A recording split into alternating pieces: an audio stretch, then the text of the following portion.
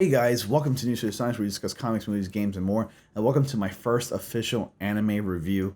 And today we're going to be reviewing JoJo's Bizarre Adventure Season 1 and 2. We're primarily going to be focusing on the Phantom Blood and the Battle Tendency seasons, which is Season 1 and 2.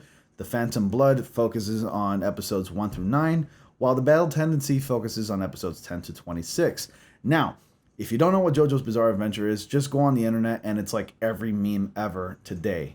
So if you've seen any JoJo Bizarre Adventure meme, you would know, like, yeah, that's JoJo. And if you're curious about JoJo's Bizarre Adventure, go ahead and watch it. Now, before I get into the review, I just want to give you a fair warning. JoJo's Bizarre Adventure starts off a little rocky, and I am going to give you a few reasons why it starts off like that. When I mean rocky, it's like a little slow, but it picks up, and obviously there's a lot better and more to come after you've passed the first season. Because it starts to get very interesting right after season 2, but midway season 2. So anyways, let's start with the review. JoJo's Bizarre Adventure Season 1, The Phantom Blood Arc, episodes 1 through 9, takes place in 1800s England and follows a young man by the name of Jonathan Joestar, who's well known for being related to the George Joestar estate, a very rich and wealthy family. Now, it starts off with George Joestar, who adopts a young boy by the name of Dio, who becomes Jonathan Joestar's adoptive brother. We got ourselves a Loki and Thor situation. Yes, I am bringing some comic book moments here into this review. As you can imagine, with any stepbrother or new family member brought into a family, they would perhaps bully the actual family member. In this case, Jonathan Joestar, who's a very innocent young man who's just bullied because Dio has his own agenda, and that is to take over the George's estate, the Joestar estate, basically, and seek world dominance. What a dick of a stepbrother. Is this anime great? Yes. Now, the first season is a little slow and rocky, like I said before. Nothing exactly too extreme and awesome really happens in the first season. The bad guy, being Dio, wants to seek world dominance and take over the Joestar estate and become rich and wealthy. And Jonathan Joestar has to do everything he can to stop Dio. It's as simple as that. It's a simple plot. Good versus evil. That's what it is. So as you can imagine, in that season, Jonathan Joestar remains victorious, presumably, and Dio is defeated, presumably. But no, that's the case. We move on to the second season, and this is the second generation of Joestar.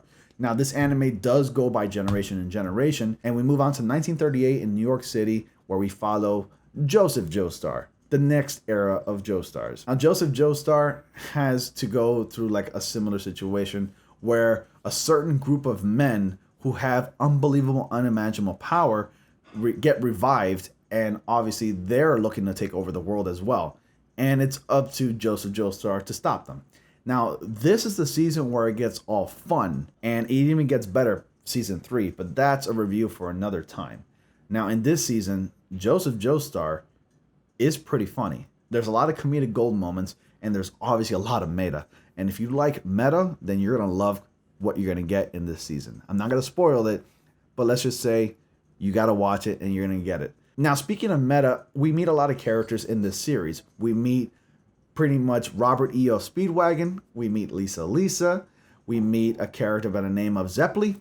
And we meet even some characters, or villains, should I say, by the name of SCDC and Cars. Now, if any of those names sound familiar, you would be right in thinking, those are really well-known English rock bands. Yes, they are. Robert E.O. Speedwagon is known for being named after REO Speedwagon.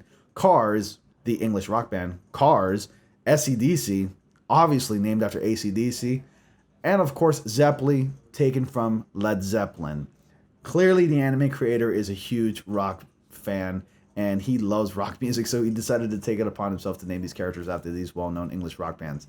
And that is awesome. And that's as close as meta as I'm going to get for this video. But there are other things that are meta, because this series does take place in real world.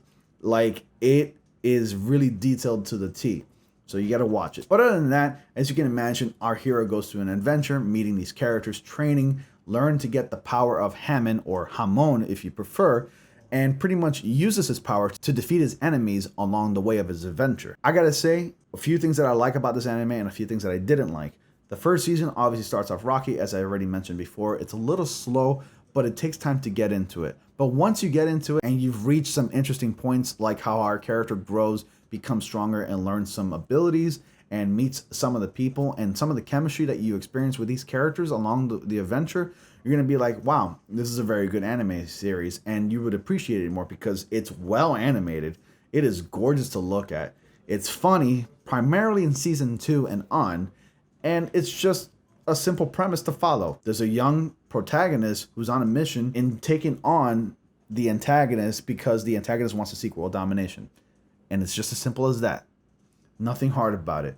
JoJo's Bizarre Adventure is a great time, especially at the start of season 2 when we meet the new iteration or the new era of JoJo, and it just kicks ass.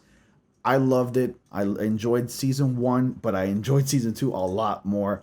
And I'm pretty sure if you're an anime fan, you're going to love and appreciate JoJo's Bizarre Adventure season 1 and 2. I'm going to give JoJo's Bizarre Adventure season 1 and 2 an overall grade of a B+. Guys, that was my review of JoJo's Bizarre Adventure. What did you think of it? Have you seen it before? I didn't want to get too spoilery for this review, so just in case you wanted to take a chance of watching this anime, here's your shot, and here's my word for it. I hope you actually take my word into consideration. Stick around because I will be continuing reviewing more JoJo's Bizarre Adventure animated series. I'm going to go ahead and review JoJo's Bizarre Adventure Stardust Crusaders next, so stick around for that. And there's plenty of new changes and new stuff coming to this channel. Like we got channel updates coming and more anime reviews, of course, more live streams for you all to enjoy because you guys seem to be enjoying that. And I love connecting with you all there. And I want to thank a few individuals for giving me some tips in what to bring to this channel because I know that you guys want something different. You want more variety. And I figured, I like to talk about news, comics, movies, games, and more. So I decided to take the time to put more emphasis in the more aspect of my channel and review things like anime, news updates, episodes, reviews, or what have you, or game reviews, if anything. And just kind of like broaden my channel aside from reviewing comic book related media and talking about comic book related media. Now, don't get it wrong, I still will continue to talk about that stuff, but there's going to be a lot more variety. So perhaps I'll be uploading at least 2 videos a day. But don't worry, guys, there's a lot to come, and I don't want to keep you guys here. I don't want to hold you anymore. Please be sure to click like, comment down below, and subscribe, and click on bell notifications so y'all don't miss anything. And as always, I will see you all in the next comic panel.